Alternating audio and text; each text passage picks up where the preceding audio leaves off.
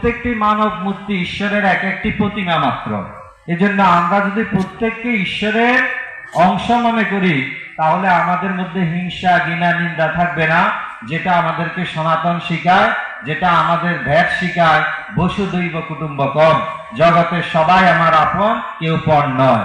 এই বিশ্ব ভ্রাতৃত্বের যে কথা আজকে বলা হচ্ছে, গ্লোবাল ভিলেজের যে স্বপ্ন আমরা দেখছি, যে সারা পৃথিবীর মানুষ একটি গ্রামের মানুষ হবে, একসাথে থাকবে, শান্তি শৃঙ্খলায় বসবাস করবে, হিংসা থাকবে না, ঘৃণা থাকবে না, কোনো যুদ্ধ থাকবে না। যদি বিশ্ববাসীকে শান্তির এই মহামন্ত্রে দীক্ষা নিতে হয় তাহলে তাদেরকে ভারতবর্ষে আসতে হবে, বেদ মাতার কাছ থেকে শিক্ষা নিতে হবে, সনাতনের কাছ থেকে শিক্ষা নিতে হবে। তাহলেই সারা পৃথিবীতে মানুষ শান্তিতে গ্লোবাল ভিলেজের স্বপ্ন দেখে যুদ্ধহীন, হিংসাহীন একটি সুন্দর, সুস্থ, সবুজ পৃথিবী গঠন করতে পারবে। শুধু সজ্জনা মন্ডলী, আমাদের মন্ত্রীজি এখানে উপস্থিত আছেন, উনি অনেক গুরুত্বপূর্ণ দপ্তরের দায়িত্বে আছেন। আমরা জানি উনি অপেক্ষা করছেন, ওনাকে আরো অনেক প্রোগ্রামে গিয়ে অংশগ্রহণ করতে হবে।